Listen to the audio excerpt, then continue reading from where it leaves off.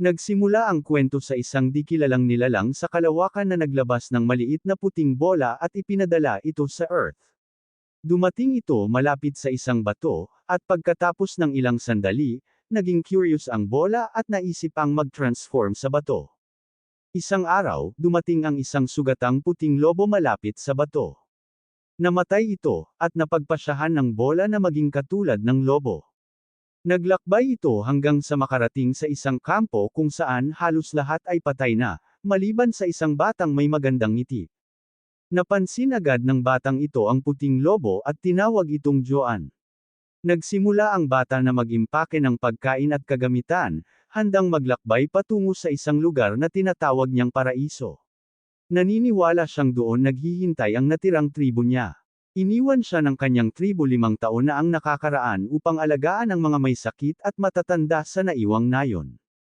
Ang lobo at ang batang kasunod nito ay sumunod yapot ng tribo na iniwan maraming taon na ang nakararaan.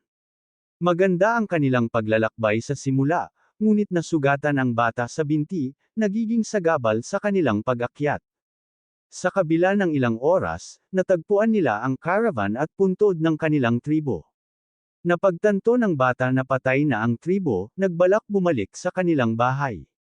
Habang bumabalik, lumala ang sugat ng bata, at sa paglipas ng panahon, namatay siya.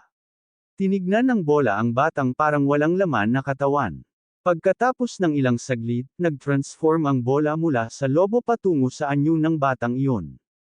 Ang bola na ngayon ay nagpapatuloy sa paglalakbay upang tuklasin ang bagong buhay, ialay ang biyahe sa para sa nais ng batang iyon, mag-explore ng iba't ibang lugar, at sundan ang tinatawag na paraiso ng batang iyon.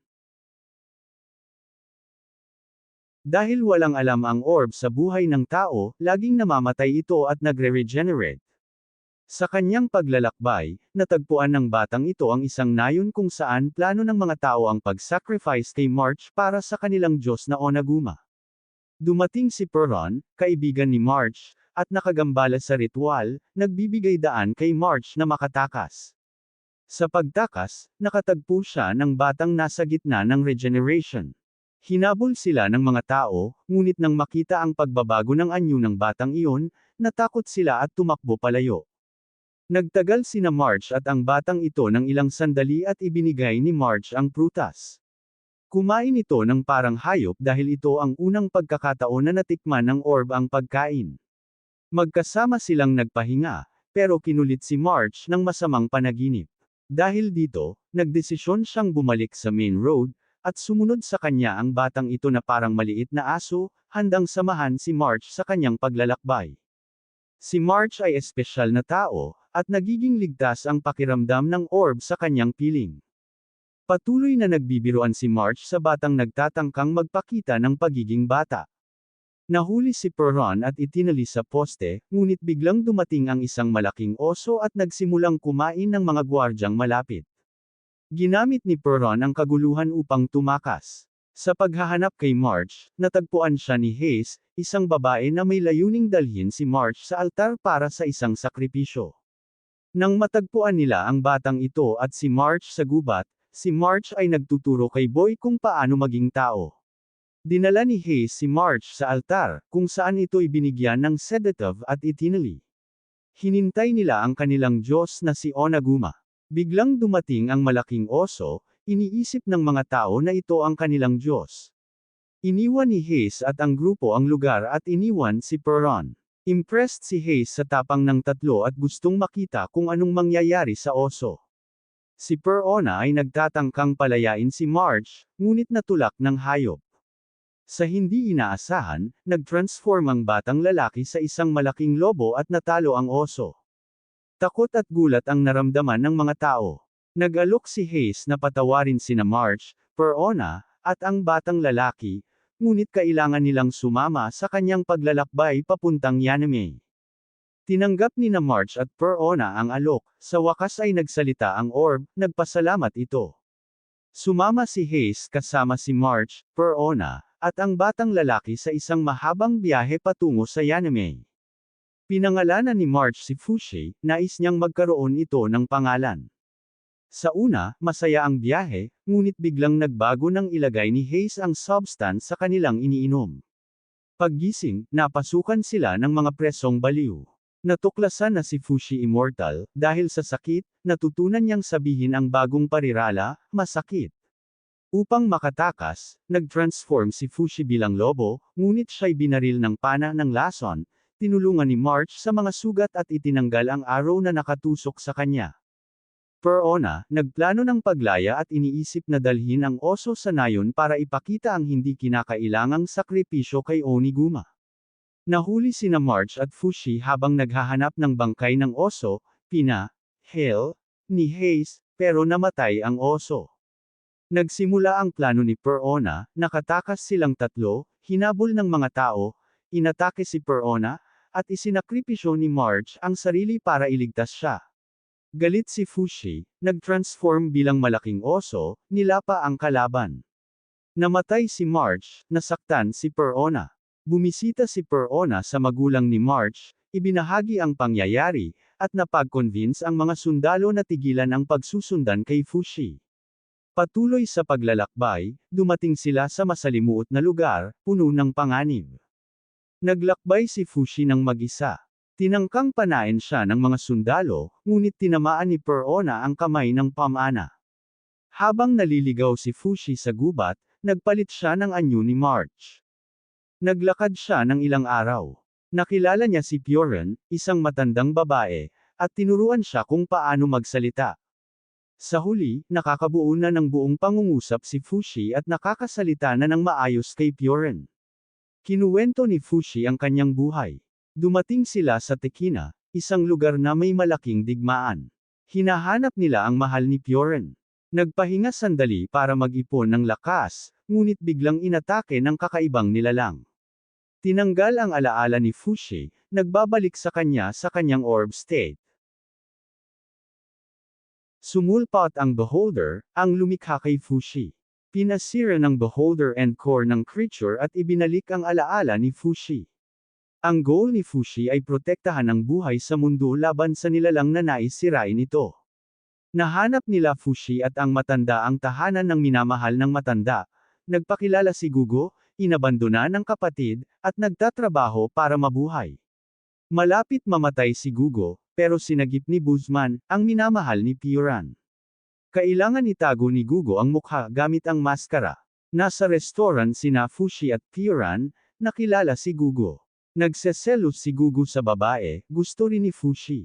Dahil sa away ni Gugu at Buzman, umalis si Gugu, nagtrabaho sa lungsod. Fushi nag-aaral magluto sa restaurant pero palaging nabibigo. Pioran sinabi kailangan ng tulong ni Gugu matuto ng pagluluto. Kung matutunan ni Fushi ito, malapit na siyang maging totoong adult. Nakita rin natin si Gugu naghihirap kumita ng pera. Isang gabi, inatake ng mga kriminal si Gugu para gawing parte ng kanilang show. Dumating si Fushi, naging malaking oso, at tinakot ang mga kriminal. Humingi ng tulong si Fushi kay Gugu, at naging magkaibigan sila. Nagtuturo si Gugu kay Fushi magluto. Nakatuto si Fushi at ibinigay ang pagkain kay Gugu. Nag-usap sila tungkol sa buhay at kamatayan. Ipinakita ni Fushi kay Gugu na kayang maging anuman ang porma ng isang yumao.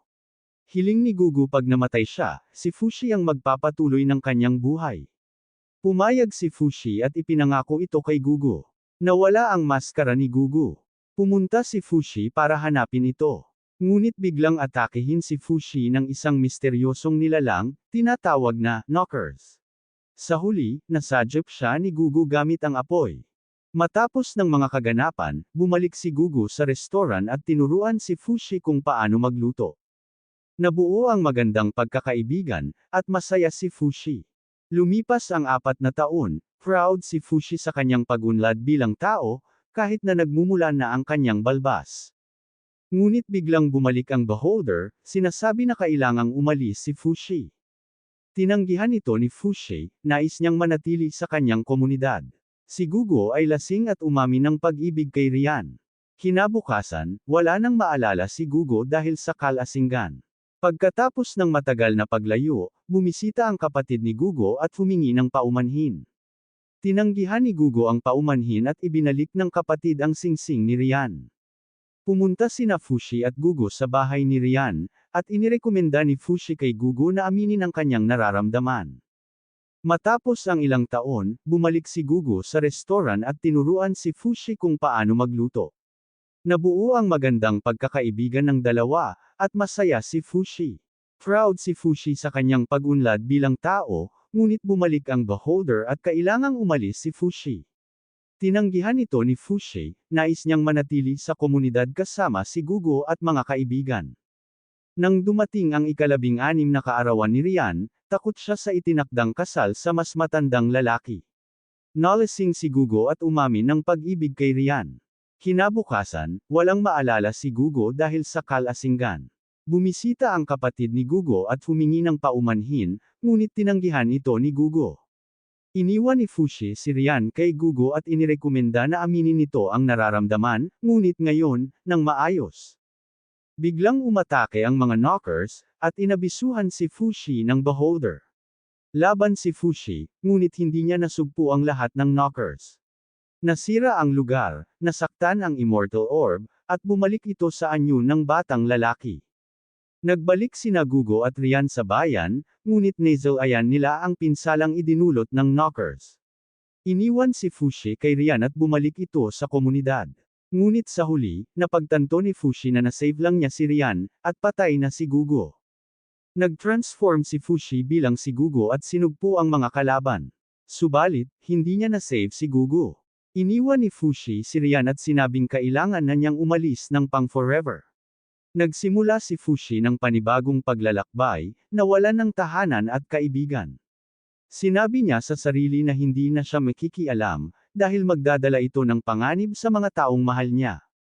Matapos ng ilang panahon, naalala ni Rian ang pagmamahal kay Gugo.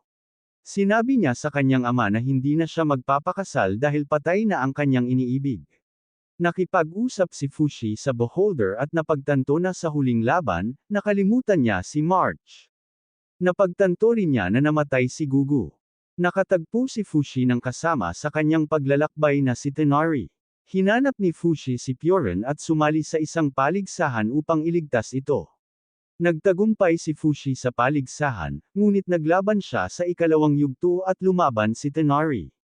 Sa dulo ng laban, sinabi ni Tenari kay Fushi na ang pagpatay ay masama. Dumating ang knockers, at kailangang magtulungan ang mga tao para labanan ang mga ito. Nakabalik si Fushi sa kanyang alaala kay March at naging kaibigan siya ni Tenari. Matapos ang laban kay Hayes na siyang nagdulot ng maraming sakit kay Fushi sa nakaraan, inamin ni Hayes na siya ang pumatay kay Piorin. Nagalit si Fushi, pero biglang tinulungan siya ni Hayes na iniksyonan ng isang substansya na nagpabagsak sa kanya. Naging leader si Hayes ng Janada Island at ginamit ang kanyang kapangyarihan para itakda ang sarili. Pinakalat niya ang kasinungalingan tungkol sa kanyang pakikipaglaban kay Fushi, ginawa niyang di hayop si Fushi noong una at siya ang nagturo sa kanya ng wika at kabaitang tao. Isinabog ni Hayes si Tenari na pamunuan ng Janada Island, samantalang dinala niya si Fushi sa isang silid at inabuso siya. Sinubukan ni Tenari at ang mga kaibigan na iligtas si Fushi, pero nahuli sila ng mga gwardya ni Hayes. Nangako si Fushi kay Hayes na pahintulutan siyang gawin ang gusto sa kanya kung palalayain si Tenari at ang kanyang mga kaibigan. Sumang-ayon si Hayes, ngunit iniksyonan pa rin sila ng droga ng mabuhay. Nagbalik si Tenari sa isla upang iligtas si Fushi. Nahuli rin siya ng mga knockers, at nagkaroon ng mas mabagsik na laban. Sa gitna ng kaguluhan, hinuli ni Hayes si Tenari at pinilit si Fushi na gawin ang kanyang nais. Nangako si Fushi, at sinamahan niya si Tenari sa bangin na puno ng knockers at bangkay. Sa kabila ng lahat, nagtagumpay si Fushi sa pagligtas sa kanilang dalawa. Iniwan niya si Hayes at sumakay sa kanyang sariling bangka. Sinubukan ni Hayes na mapatawad at umamin ng pagmamahal kay Fushi, ngunit iniwan siya nito. Sa unang pagkakataon, natatakot si Fushi na bumalik sa kabihasnan at mamuhay sa lipunan. Nang ako'y natakot, naisip niyang sumama sa kanyang kaibigan na si Piorin at magtagumpay na masamahan ito. Subalit, hindi natuwa ang Beholder sa plano ni Fushi, itinuro sa kanya na mamamatay si Piorin dahil sa katandaan. Matapos ang ilang buwan, nagmanifesta ang demensya kay Pirin, at hindi ito maintindihan ni Fushi. Sinubukan niyang alagaan ang kaibigan, pero isang tao ang pumukaw kay Hayes at dinala siya sa kanyang hulihan. Ngunit, nagsanib si Hayes at ang isang knocker, pinatay ang tao, at tumakas. Sa paglipas ng mga dekada, mas matanda na si Fushi at patuloy na lumalaban sa mga knockers. Ngunit, pagtungtong niya sa maingay na bahagi ng kanyang paglalakbay.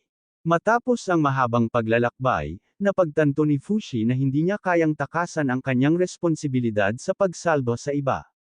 Sa kabila ng mga sakripisyo at pagkakawatak-watek, natutunan niyang mahalin ang kanyang sarili at ang kahalagahan ng pagkakaroon ng koneksyon sa ibang tao.